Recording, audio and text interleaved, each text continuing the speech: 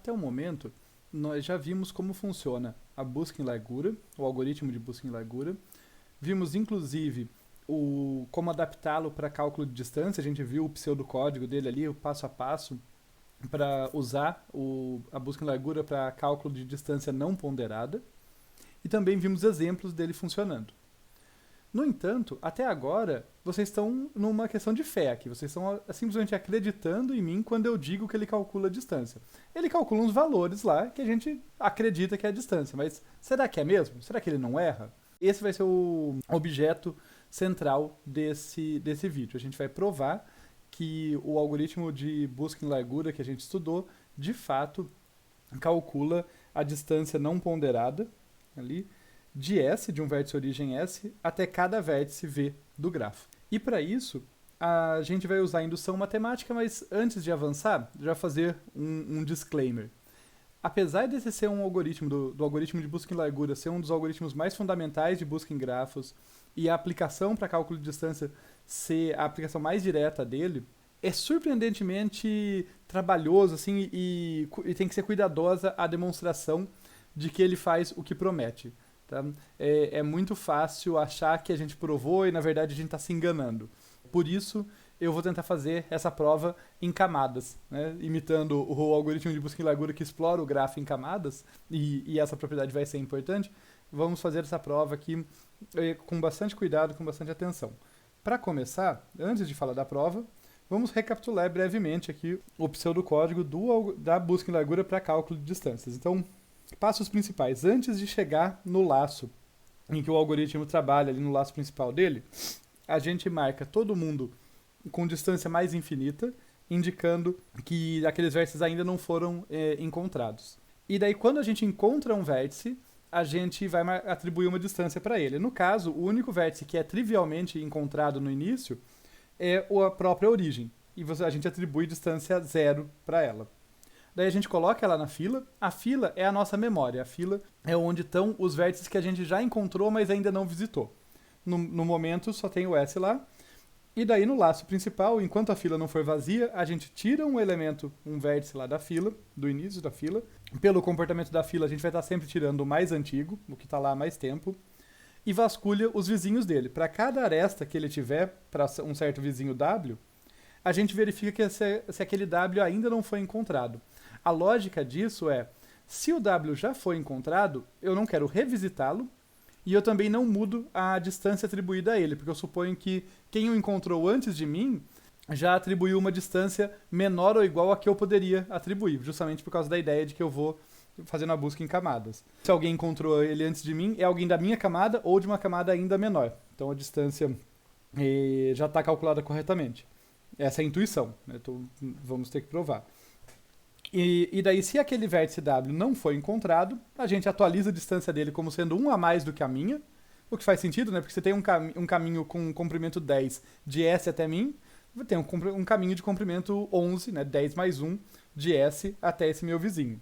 E a gente coloca o vértice W no final da fila, tá? Onde ele eventualmente será visitado. Recapitulado isso, vamos começar a demonstração.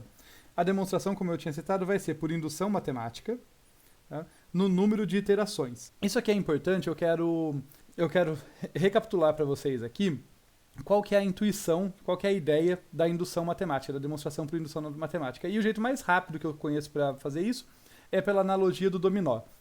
A prova, quando a gente usa indução matemática, corresponde a mostrar que se um dominó cai, o dominó que está na frente dele também cai. Por isso que eu falo indução matemática no número de iterações. A indução matemática é sempre, a prova é sempre feita com uma bijeção nos números naturais, nos inteiros positivos.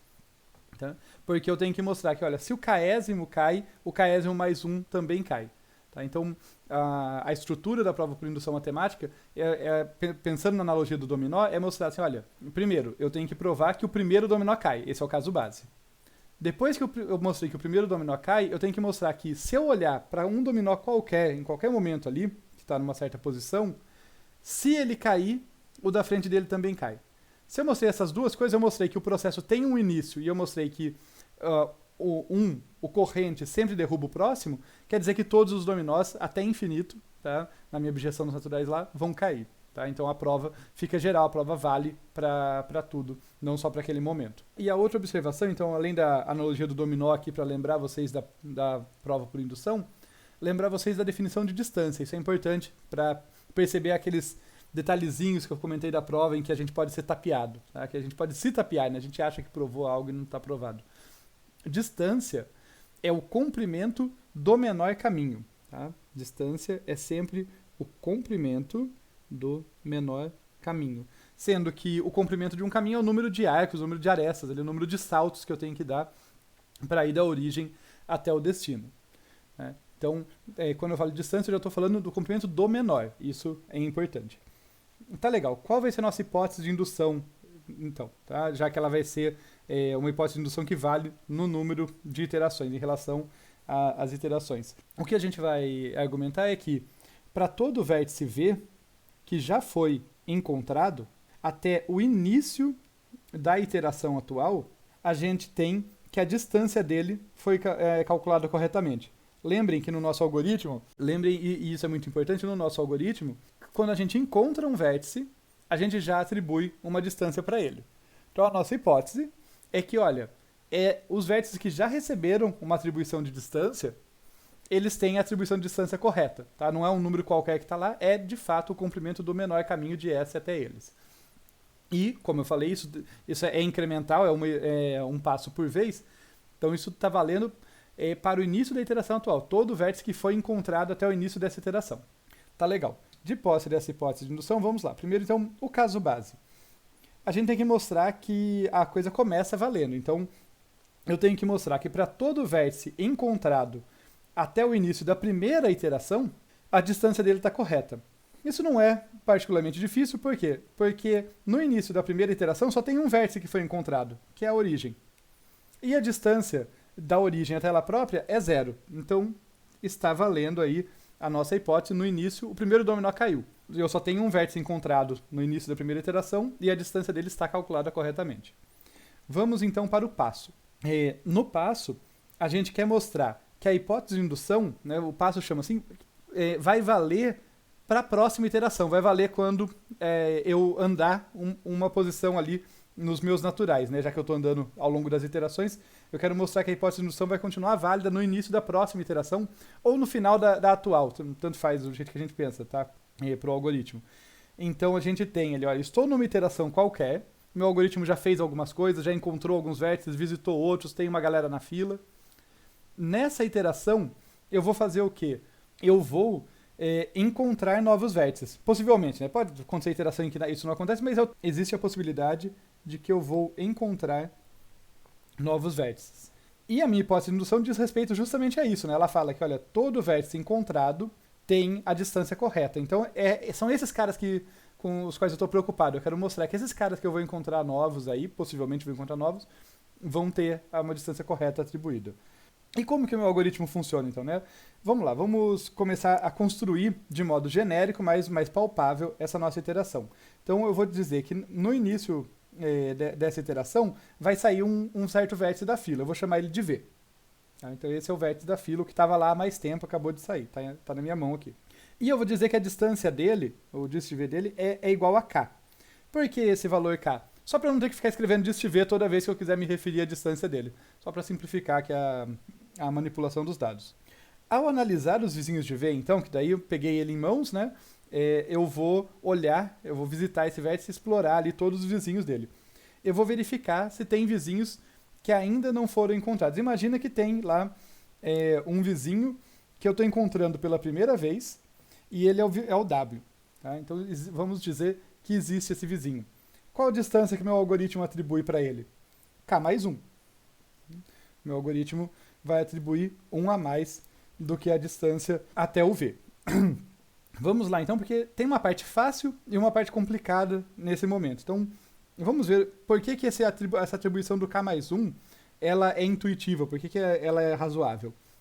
Bem, pelo seguinte, imagine que eu tenho aqui, situação atual, eu tenho meu vértice S, tá, que já foi visitado.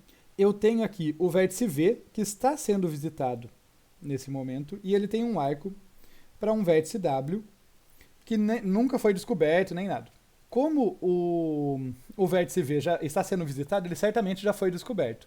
Pela hipótese de indução, vamos lembrar da hipótese de indução, todo vértice que já foi encontrado, né, o vértice V certamente já foi encontrado, tem a distância correta. Quer dizer, o valor deste V corresponde ao comprimento do menor caminho de S até V. Então eu sei que eu tenho um caminho aqui de S até V que tem comprimento K. Então vamos lá. Esse caminho aqui ele tem comprimento K, inclusive é o menor caminho possível, e eu sei disso pela hipótese de indução, porque a hipótese de indução ela me traz informações sobre todo mundo que já foi encontrado até o início dessa iteração, e o V se encaixa nisso. Então eu tenho um caminho de comprimento K de S até V, e daí, dando mais um salto aqui, dando mais um passo, eu chego no W. Portanto, eu tenho um caminho de comprimento K mais 1. Se eu quisesse mostrar que eu tinha um caminho de comprimento K mais 1, né, um a mais do que o até V, acabou, está resolvido. Mas não é isso que eu quero mostrar. Eu quero mostrar que K mais 1 é a distância de S até W, ou seja, é o comprimento do menor caminho. Então é aí que a coisa fica um pouco mais tricky, tá?